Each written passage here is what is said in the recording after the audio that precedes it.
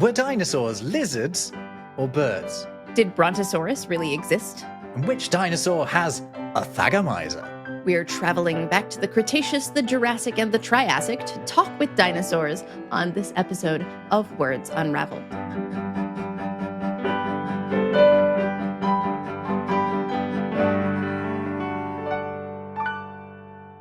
Welcome to another Words Unravelled. I'm Rob Watts from the YouTube channel Rob Words. And I'm Jess Ferris, author of the etymology book Useless Etymology. And today we are talking about dinosaurs. Oh, yes, we are. We're getting all Cretaceous, vivacious, Jurassic, Triassic classics. All the classics. I'm so excited about this. I love dinosaurs. Yeah, I was being schooled on this last week by an 8-year-old. I just happened to go and visit a friend just outside of Berlin, and his 8-year-old had got his big book of dinosaurs, and he was talking me through it. And the amount of information that an 8-year-old can keep in their head about dinosaurs is extraordinary. This child knew more about dinosaurs than I have or ever will know about any subject. They are paleontological experts. And there's a lot of fun to be had with their names, which are all terribly literal, disguised in incomprehensible Greek, right, Latin, and increasingly Chinese.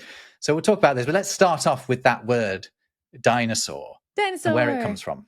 Means terrible lizard, which, that's, I love how wildly inaccurate a lot of these are, for example. Well, I mean, they are terrible lizards insofar as they're not lizards. Therefore, They are terrible at being lizards. They are. That's true. That's true. We've just reframed what we meant by that, or rather what Sir Richard Owen meant by that in 1842 when he coined this word. Yeah, so he was working for London's Natural History Museum when he did it. And it's from Deinos, from Greek, meaning terrible, and sauros meaning lizard, and it's the sauros that gives us the saurus and saw at the end. Lots of that's Latin. If you want a good rule for whether it's Latin or Greek. If it ends with os, it's Greek. If it ends with us, it's Latin. Right. This is terrible in the awe-inspiring sense because they're gigantic. This period was the beginning of, about a decade before dinosaur mania, when so many fossils were being discovered and named and misnamed and miscategorized, and lots of misconceptions around dinosaurs at this time. They were kind of perceived as being big and slow and lumbering and terrible in the sense that they were gigantic and terrific and awe-inspiring in that sense, but they weren't very sexy until later when we had sort of a dinosaur renaissance.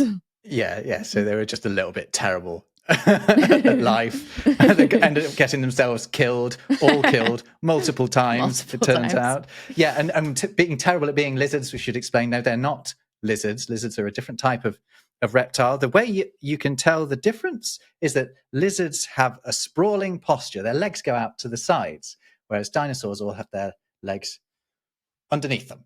They do. Some dinosaurs that we know of have a lizard-like appendage, and there are two different categorizations of dinosaurs, Sauriskia and Ornithischians, and one of them has a forward-facing pubis bone like a lizard, and then the other one has a backward-facing pubis bone like a bird. Ornithischians, like ornithology, study of birds. And Sauriskia, the saw at the start of there is the same as at the end of dinosaur, and it means lizard hip. So let's talk about let's split them up in this way, this Saurischian and Ornithischian, because that is a good way to separate your dinosaurs out. There is a deception in these two terms. Sauriskia includes creatures that share a more recent common ancestor with birds than with Ornithischians, which includes creatures that have a more recent common ancestor with triceratops. Exactly. So the bird-hipped dinosaurs are less related to birds than the lizard-hipped dinosaurs. Which you can see. You can see it in their feet. They've got these 3-pronged feet. They're bird-footed. And also something we absolutely should point out is that every time we just refer to what we're talking about here as dinosaurs, we're being a bit lazy. We should every time be referring to them as non-avian dinosaurs, because birds are dinosaurs. They are considered to be dinosaurs by the scientific community. They're ancient reptiles is what they're currently categorized as, though that all of this has changed dramatically over time, even within our lifetimes. We're dealing with non-avian dinosaurs, and there are other ancient reptiles that are not dinosaurs that we'll cover later on, but let's stick with the dinosaurs, which are basically the land-based fellas, right? Who do we start with? I mean, I think we should start with the fun, scary ones, right? Yeah. Okay, let's start with the theropods. Yeah, exactly. The most famous being Tyrannosaurus Rex. I slightly prefer Velociraptor, even though Velociraptor is not the dinosaur we think it is. It's Deinonychus.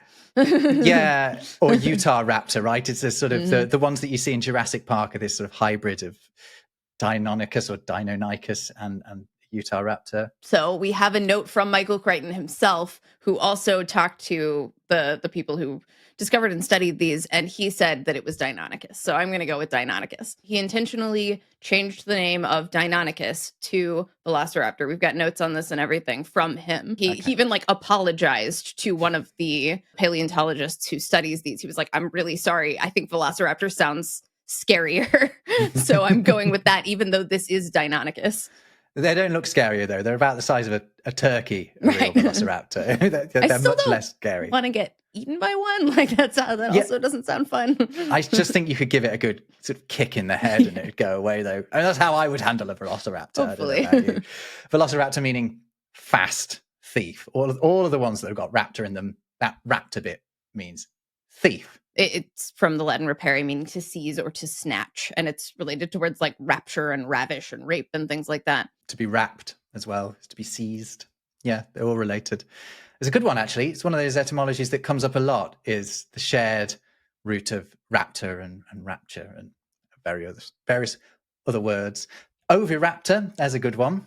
The egg thief, falsely called. Yeah. Yeah, exactly. Let's right a historical wrong here and now on Words Unravelled. So they now believe that, so it was named the egg thief because it was always found around eggs, and they assumed that it was preying upon these eggs. But it's now thought that actually they were not preying on them, but were protecting them from whatever it was. I don't know, a volcanic explosion or whatever. They reckon that the poor oviraptor was actually protecting the eggs rather than trying to nick them, which does make it really unfair to call them the oviraptor. And actually, it was James Gurney in Dinotopia suggested they should be renamed the ovinutrix, which means the egg nurse. As well as sweeter. Yeah. That's much sadder and sweeter. I did mention Tyrannosaurus Rex. It's always obviously important to mention the tyrannical king. I'd say probably the most well-known of the dinosaurs. But unusual in that we refer to Tyrannosaurus Rex commonly using its scientific name made up of its genus and its species name. So its specific and generic names.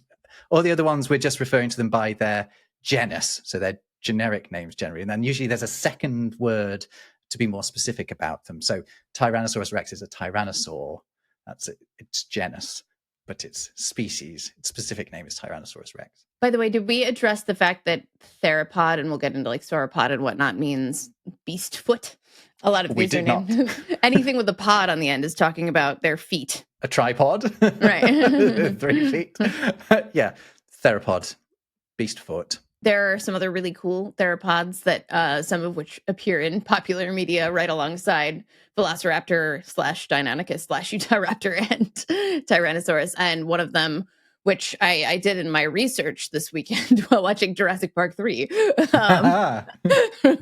Very scientific. But actually, I chatted to an 8-year-old, you watched a film.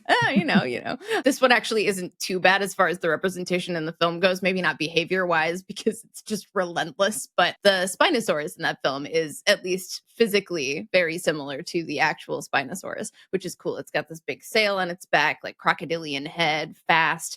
They think it may have been a swimmer, but they're not entirely sure. It's super cool. Like it's like big, scary. I love it. Giant and scary. Really scary. Although I remember drawings of Spinosaurs when I was a kid. And I think our understanding of the Spinosaurs has changed in recent decades. Was of them looking quite sort of docile and not with these massive, scary jaws at the front. These fanned dinosaurs that were kind of just hanging out with, well, anachronistically, various other dinosaurs. Sure, we'll mention a few there. Another good one from the original Jurassic Park films is Gallimimus, which is the chicken mimicking dinosaur. That's what Gallimimus means. And that's the one where there are a load of them in like a big herd stampeding, and then the T-Rex jumps out and grabs on in its jaws and shakes it around. It's very frightening. I feel like the coolest, I don't know, maybe not the coolest. I slightly prefer Allosaurus to Tyrannosaurus. I think they look a little more like sleek and awesome. But Allosaurus means different lizard, which is, it's funny. It actually doesn't refer to the fact that it looks different from any other dinosaur on the outside, but because its vertebrae had hollowing, unlike any of the other known dinosaurs at the time. This would be in 1877 by Marsh, which we should talk about Marsh, but maybe we should wait until we get to the sauropods because that's where the zaniness comes in. Okay, we'll get there really soon. We'll get there really, really soon. But it's funny how some of these names are so dull that they're just disguised by these Greek and Latin terms, which, by the way, these are borrowed from Greek and Latin. These aren't actual Greek and Latin words. We should point this out. Like the ancient Greeks, the Romans, didn't know about dinosaurs. They did not give them these names. These are just names that we've given them in modern times in a sort of, I don't know, is it pretentious? Or maybe it's not pretentious to give them these Latin and Greek names, but it's something that we increasingly do. But there is a new naming convention, comparatively new, which is to give dinosaurs discovered particularly in China Chinese names. Oh, that's cool. There are a lot of really interesting Chinese names for dinosaurs. So the Chinese for dragon is long, and that is the common suffix put on the name of Chinese discovered dinosaurs. I mean, because they are like the closest to like real life dragons we currently have. So you've got, for example, the Guanlong, which is the crown dragon. You've got Meilong, the sleeping dragon. Beibei-long, which is a baby dragon. So it's so cool because it's only been found in an embryonic stage inside an egg, still inside of an egg. And then you've got like a Chuanqi-long, which is the legendary dragon. I like these long dinosaur names. I've read that long, that word is meant to be reflective of the sound of like a roar.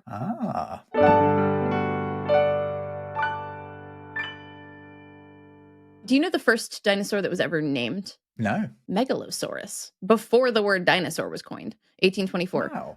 It means great lizard, which that kind of makes sense, right? What is a megalosaurus? A megalosaurus, it is a bipedal theropod. It is the same kind of thing we've been talking about. They were found in the late 17th and early 18th centuries at the Stonesfield quarries near Oxford. They were the first ones described by William Buckland, who was a geologist. Oh, that name came up a lot in my research, actually. William Buckland.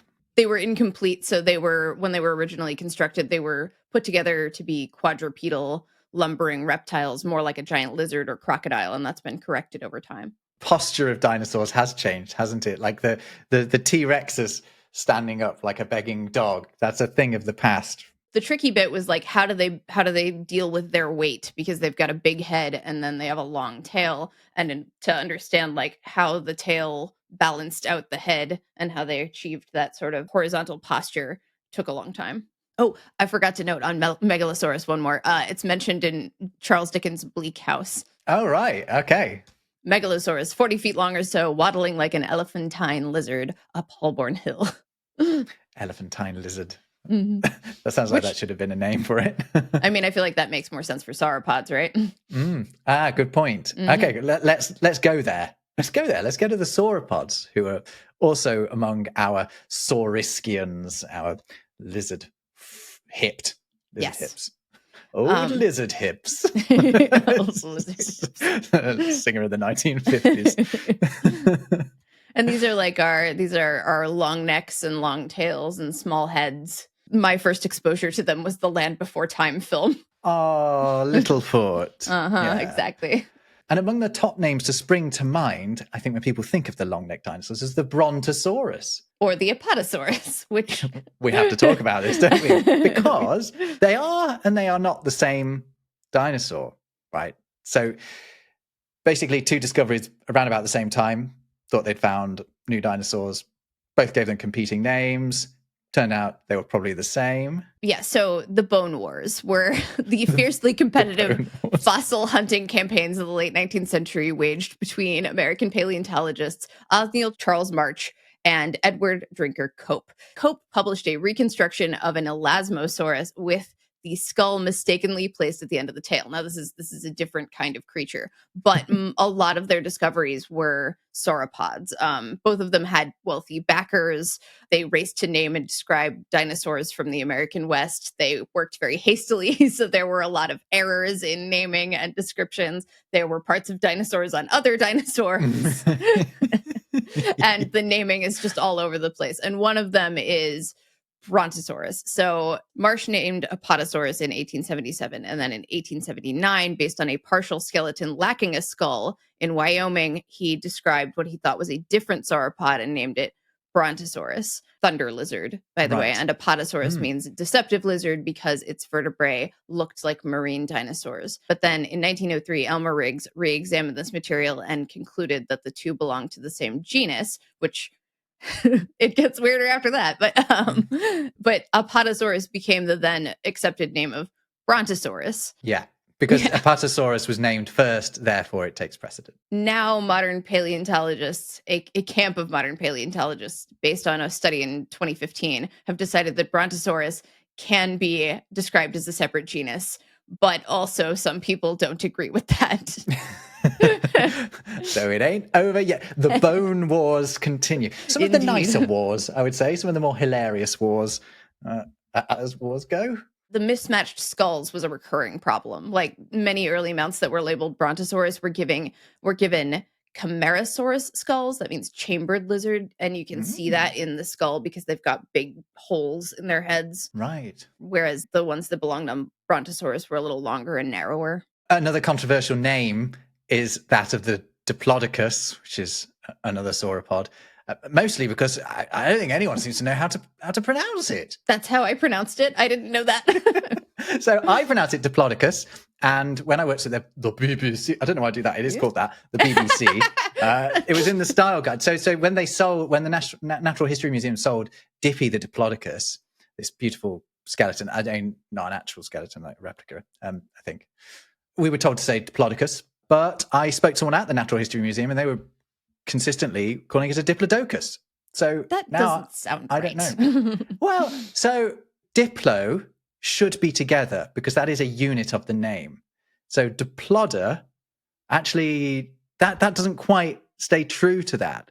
But that is to in some way suggest that there is any logic, grammatical logic to the names of dinosaurs. Diplodocus works for me, but I do understand why Diplodocus it does make more sense because it kind of splits it up into its parts. Okay, by that logic, we would be pronouncing helicopter as helicopter. Yeah, well, we would, wouldn't we? If we thought we could, and we'll get to that word again later on, won't we? And Diplodocus, what does it mean?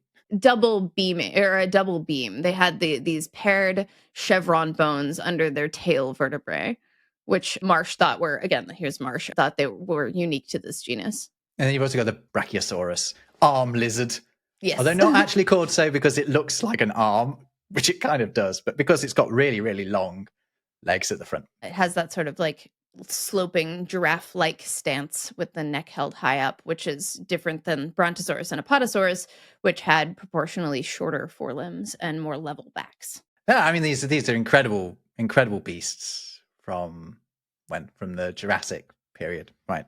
When there's lots and lots and lots of lovely greenery around for them to feast on and get nice and big. But not flowering plants until the late Cretaceous, right? Dinosaurs are older than most flowering plants and angiosperms. So, yeah, before we get into ornithischians, let's get into the time periods. Paleobotany. It's something to get your head around. So we're talking about the Mesozoic period here. So meso means middle, zoic, I guess, means animals, right? So you have Paleozoic, which means older animals as well. But we're in the Mesozoic here. Which is made up of the Triassic, the Jurassic, and the Cretaceous. Yeah, exactly. Going back 250 million years overall and ending 66 million years ago with a big bang, a very big bang. Not the biggest big bang, not as big as the Big Bang, but a big enough bang to wipe out the dinosaurs. The divisions here are marked by like major die-offs that end up creating new species. But they're named a lot of the time based upon the strata of rock, the formations that they're found in. For example, the Triassic, Three Comes rocks. from the German Trias. Yeah, 3 types of rock that they have there. I've actually got a list of those rocks, but their names are all German. They're called the Kuiper. It's a description of a rock that I don't need to go into it any more than that. The Muskelkalk, which means the shell limestone, and the Bunter Sandstein, which means the colourful sandstone. And it tells you a lot about where the discoveries were being made. And then the Jurassic, of course. Which is named after Jura limestone. Yeah, from the Jura Mountains. Along the French-Swiss border, the limestones in this interval told us a lot about this era. Yeah, and the Cretaceous just means chalky. It's just from the Latin for chalky. Amid the chalk. Yeah, and dinosaurs that you'll commonly see depicted living side by side did not. For example, the Stegosaurus and the Tyrannosaurus did not live in the same periods by any stretch. Tyrannosaurus rex, which was around when the asteroid came, lives closer to us than it did to the Stegosaurs. Somehow InGen in the Jurassic Park books didn't think through the fact that putting animals from different eras might not go super well, or different continents, like Spinosaurus and Tyrannosaurus are in completely different continents. And let's put them on a tiny island in Costa Rica. Well, this is one of the key differences between the time periods. So in the Triassic, you've just got Pangaea, this one massive landmass, and then in the Jurassic, you've got it, split off into 2, and you've got the North Atlantic forming, and then eventually it starts to take shape into the world that we have today. Also, I really shouldn't. I mean, anytime you're watching a Jurassic Park film, the exercise is suspension of disbelief. One really must. One really must. Which I love those films. They're some of my favorites of all time. So. I mean, it was my favorite film growing up, without question, Jurassic Park. So good.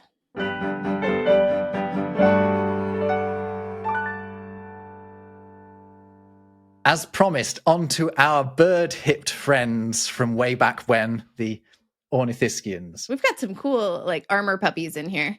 Yeah, these are some of the really quirky-looking dinos. The Stegosaurus, for example, we already mentioned. The roof lizard, so called. More accurate than some of these, really. Yeah, it is. So the slates, the plates that go all down its back, they look kind of like slates. I think they originally thought that maybe they could have been actually covering over the Stegosaurus rather than just sort of sticking out upwards. Exactly. This is the sort of bit of geeky knowledge that I bet you do have, or I'll be surprised if you don't. But do you know what the spiky bit at the end of the tail on a Stegosaurus is called? Is it the Thagomizer? Yes, it is the Thagomizer. Do you know why? I do. I know. This is from the Gary Larson Far Side comic. It's so good. It's a complete invention just from this one comic where some cavemen are being lectured about the dangers of dinosaurs, and their cave lecturer points out that the end spiky bit is called the Thagomizer, after the late Thag Simmons. Do you know, I Googled, who was Thag Simmons? Is he some I don't know, some American baseball player or something like that? I don't think it's anyone. I think it's just anyone. It's just a theoretical dead caveman who presumably met his end at the wrong end of the Stegosaurus. But then paleontologists who do have a sense of humor occasionally were like, that's what it's called now. And so it stays, the Thagomizer. It's so good. So the Stegosaurus is what's called a thyreophoran or a thyreophoran. Pronounce it how you like, so far as I can tell. Another one is Ankylosaurus, which is, again, a really charismatic looking beast. Stiff lizard.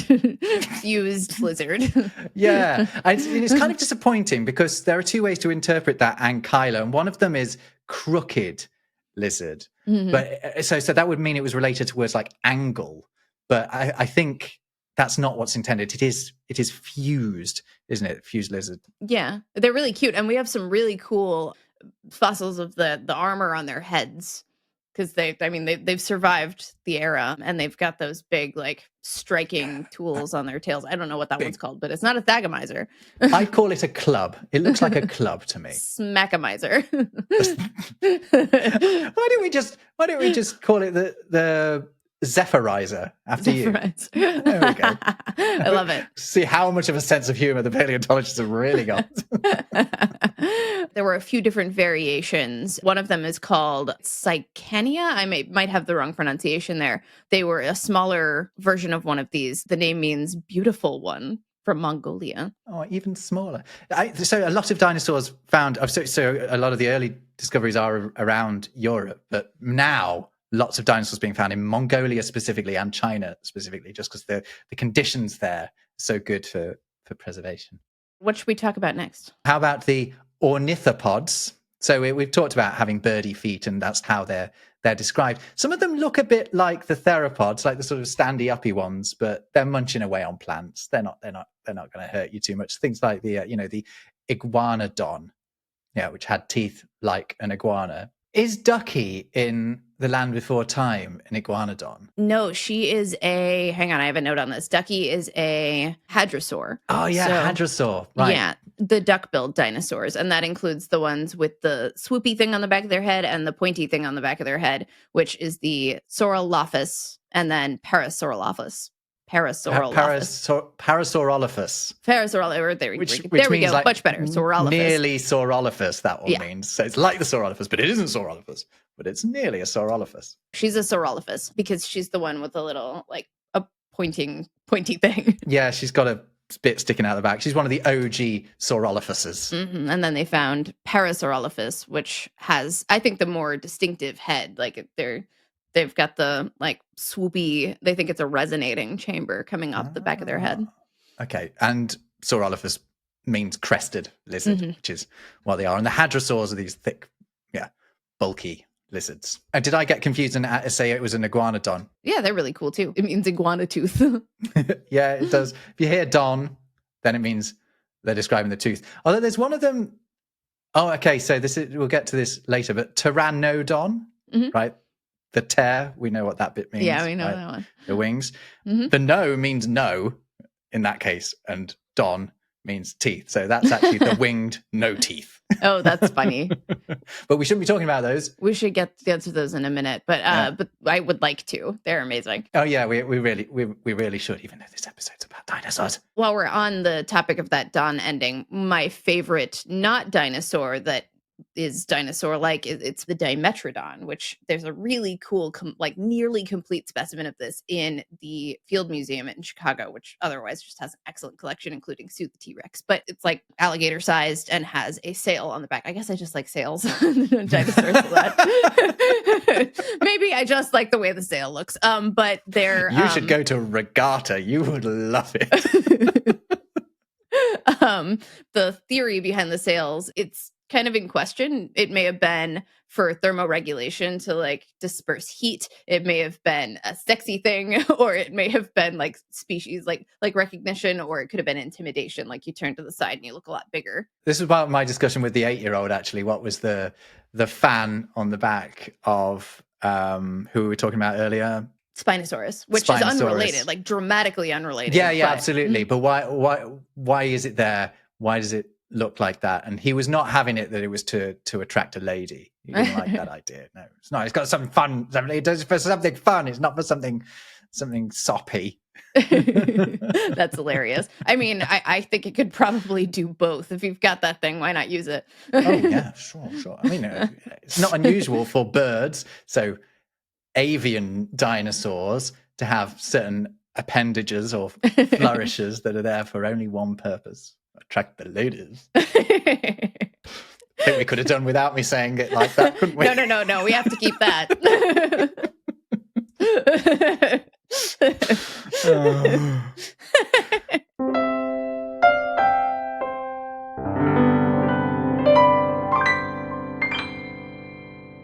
Let's talk about the ceratopsians. Yes, they're fun. Yeah, well, they're part of the Sauropods group, actually, which is interesting because that is a portmanteau of ceratopsians and ornithopods. So, ooh, cool. I didn't know that. Yeah. So it sounds technical, but really it's just a mashing together of two terms, knocking off the end of one and the start of another. The ceratopsians are the horny dinosaurs, since we're on it already.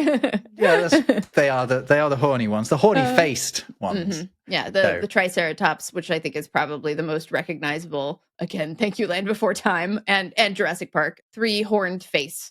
The ops on the end means face. like optics. I mean, it could mean sort of eyes, but in this case, it does mean face. And the kerat means horn. It's also what we find like in keratin. Keratin, exactly, which is found in hairs that make up horns. Excellent. It took me until adulthood. I am so ashamed of myself to understand that the Triceratops in Land Before Time is named Sarah, and it is not spelled like the person's name, Sarah. It is spelled like the Sarah in Triceratops. Do you know what age I found that out? I found that out at the age of 37.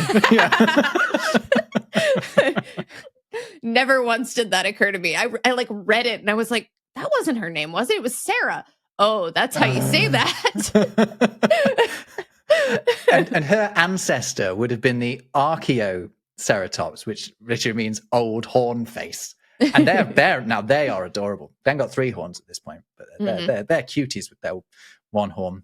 And then also you've got the Styracosaurus, which is the spike lizard. And you can see why if you have a look at one. Big sort of crest covered in spikes. Yeah. Another cute one is the Protoceratops, which was a little guy. Like you can even make friends with one of those little guys. They're very cute. And then Torosaurus. Do you know about Torosaurus? I'm going to guess that it's got something to do with a bull. It actually, so this is the other thing. There are a couple fake outs here. First of all, Torosaurus is sometimes mistranslated as bull lizard, but it is much more likely to be described to be from the Greek verb torio, which means to perforate. And they have these openings in their parietal frill, which is the big thing that extends out of the top of their head. And it was a few horned dinosaurs named during the final years of the Bone Wars, which is why we have some confusion around it. Yeah, why don't we know? I mean, it's not that long ago. These shouldn't be etymologies lost to the mists of time. So if you are sitting here thinking, wait a minute, in 2010, I read an article that was titled Triceratops Never Existed. There was a mistaken era in which we thought that Triceratops was a juvenile specimen of a Torosaurus. That is now known to not be true. It is a really common thing, actually, that what are thought to be genus or species turn out to just be younger or older versions of other dinosaurs. Much in the same way that birds look very different from their younger forms to their older forms. There's a lot of change in growth, especially when you are a megafauna. Yeah, and I think they just keep growing, or at least some of the dinosaurs just kept growing as well. So it's not like a human where you reach kind of adulthood and you peak at a certain point and then you're just sort of getting worse at being an adult. I have a 16-year-old red-eared slider who I've had since he was a baby. He just gets bigger if I put him in a bigger container. Oh, wow. His name is Artichoke. Oh. He's very cute. We come with excellent names. I mean, I think we come by it honestly, right? Yeah, but I would honestly prefer it if you'd named all the dinosaurs rather than all of these sort of cryptic terms that we've got now. Oh, that would be fun. A whole like project where you rename them. They'd all just be puns. I know they would.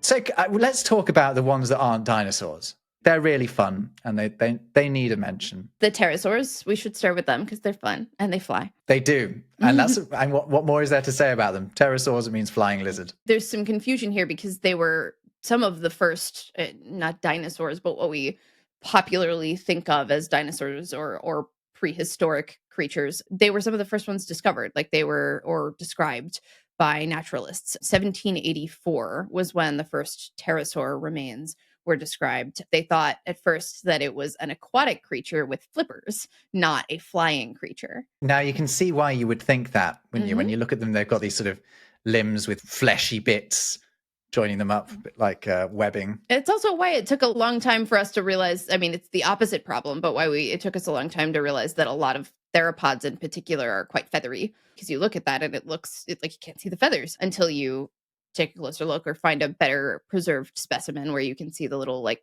what do they call them, quill beds. When we're talking about whether a thing's a dinosaur or they're not, I mean, it needs to dwell on land for it to be a dinosaur. That's the point. So it needs to spend most of its time on the land. So the pterosaurs, their main thing is being up in the sky, right? Then you've got the ichthyosaurs, which are fish lizards, hang out in the sea. Before we move on from pterosaurs, could we address, like, I feel like the size is kind of the coolest thing. Pteranodon is like wingspan of 6 to 7 meters, but could fly over the sea. And then there was the of flying animals, which was Quetzalcoatlus, which is cool. That one's named after Quetzalcoatlus. Yeah, it's an Aztec god, right? Yeah, exactly. They had a 10 to 11 meter wingspan. They were as tall as a giraffe. Can you imagine standing beside one of those things? It's giraffe sized. It's extraordinary, isn't it? That's way scarier to me than a T-Rex, because I'm like, well, you know, it's already got scary teeth, but this is it's giant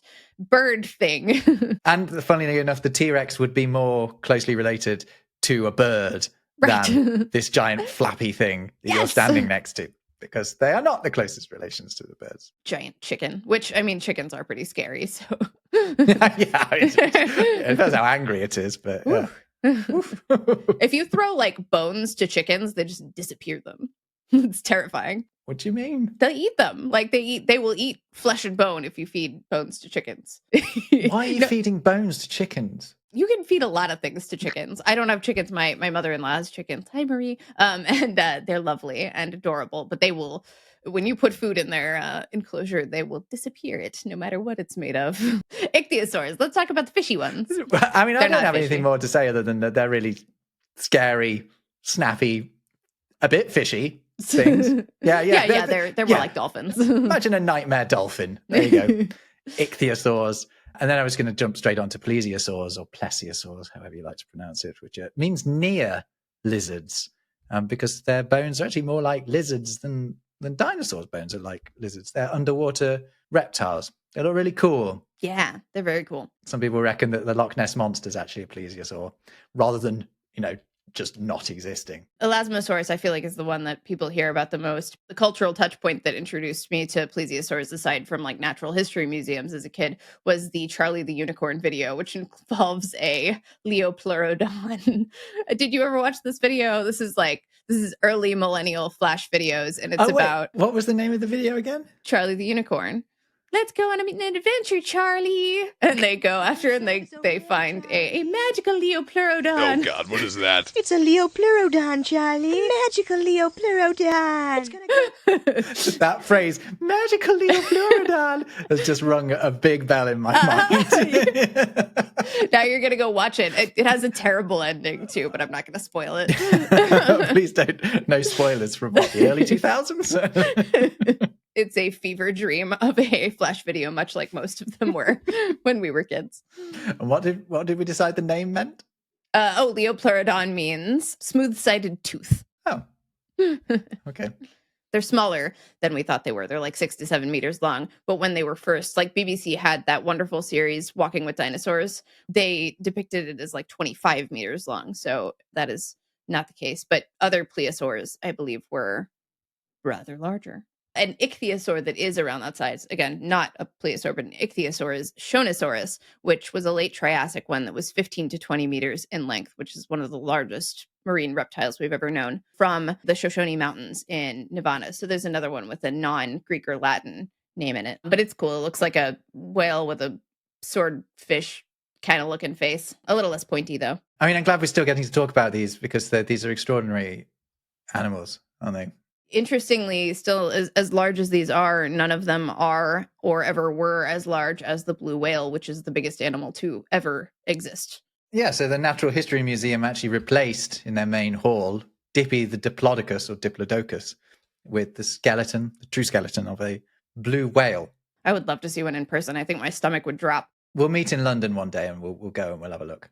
Since we talked about my turtle, I would love to talk about my turtle's ancestor. This is pre-dinosaur from the Permian period. The Unitosaurus was a proto-turtle. It didn't have a shell, but you could see where the shell was going to be because it has kind of a big, flat widening of its ribs on its back. And its name means good or true backed lizard, which is cool. He's got your back. Yeah, right? Unitosaurus sounds like an alternative punchline to the "Do you think he saw us?" Oh yeah, right. Oh, and we haven't addressed like our favorite dinosaur. It has to be our favorite dinosaur, the thesaurus, which is the most well-read of dinosaurs. This is true. Yeah, not lizard related. No, not related to Saurus at all. It means a treasure trove, actually. Yeah, indeed. It's the same. Actually, it's related to the word treasure. The ending should be the Greek os. It's been conflated. I want to give one special mention to a dinosaur that needs a little more love, and that is Maiasaura, the good mother lizard. Yeah, which is cute. Which was the first dinosaur to be found with what was considered incontrovertible evidence of parenting. Aw, that's cool. Sweet. What did they find? They found a load of young ones near an adult one. Aw, that's really cute. And litter. Wait, would you call it a litter if it's a dinosaur? I know. I would have thought so. Besides, litter was one of those Book of St. Albans terms. Yeah. Yeah, so it's like figurative. We use it unironically now, but it was meant to be kind of silly then. Yeah, indeed. So what do you call like a brood of hatchling birds? I mean, that sounds fine to me. Brood. There we go. Maiasaura and her brood. Excellent. Or excellent. his brood. Ooh, we don't know. Well, it's called Good Mother Dinosaur. So yeah, I was going to say that probably. They made some assumptions there. Not to be conflated with Littlefoot's mom, who broke our hearts as children. Don't. Let's not end on that. Oh no! Yeah. Never mind. Too sad. We will end there because I've certainly exhausted all of my dinosaur knowledge. We should have got the 8-year-old. He'd have come and sorted us out. He'd got plenty more to talk about. He talked about hours, but it was a joy, absolute joy. Thanks for this one, Jess. Really enjoyed it. See you next time.